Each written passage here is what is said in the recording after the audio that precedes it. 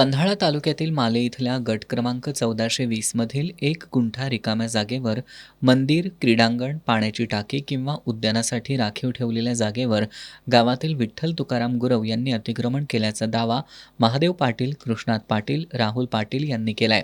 सार्वजनिक वापरासाठीच्या जागेत विठ्ठल गुरव यांनी अतिक्रमण करणं, त्यांचं गावात घर असताना सुमारे 5 एकर जमीन असताना ते गरजू नसताना माले ग्रामपंचायतीनं 26 नोव्हेंबर 2024 या दिवशी गुरव यांनी गायरान जमिनीतील वहिवाटीची असेसमेंटला नोंद करण्याचा अर्ज करणं, त्याच दिवशीच्या मासिक सभेत त्यांच्या ग्रामपंचायतीनं गुरव यांच्या वहिवाटीची असेसमेंटला नोंद करणं आणि त्याच दिवशी त्यांच्याकडून 15,000 रुपये विकास निधी भरून घेणं या सगळ्या बाबींवर प्रश्न उपस्थित करत अतिक्रमण हटवण्याची मागणी केली आहे.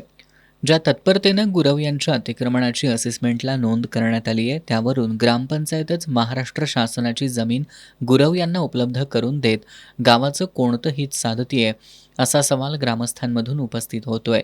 अनेक सर्वसामान्य लोकांना ग्रामपंचायतीकडील किरकोळ कामांसाठी हेलपाटे मारावे लागतात, मात्र गुरव यांच्यावर ग्रामपंचायत एवढी मेहरबान का, असा सवाल उपस्थित करत महादेव पाटील, राहुल पाटील, कृष्णात पाटील यांनी ग्रामपंचायतीनं हे अतिक्रमण हटवलं नाही तर जिल्हा परिषदेसमोर आमरण उपोषण करू, असा इशारा दिलाय.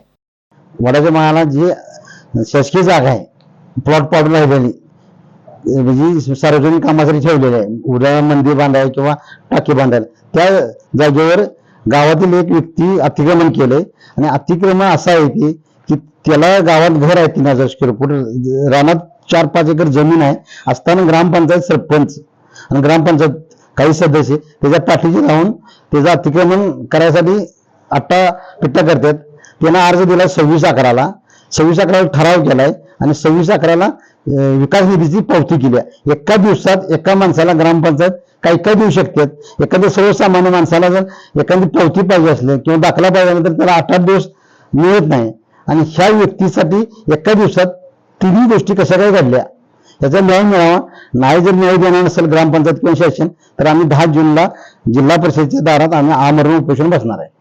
याबाबत सरपंच उत्तम पाटील यांच्याशी संपर्क साधला असता त्यांनी गुरव यांचं हे अतिक्रमण 30 वर्ष पूर्वीपासून असून ग्रामपंचायतीच्या घरफाळा उत्पन्न वाढीसाठी तसंच शासनाच्या नियमानुसारच त्यांचा अर्ज मंजूर करून नोंद केली असल्याचं सांगितलं.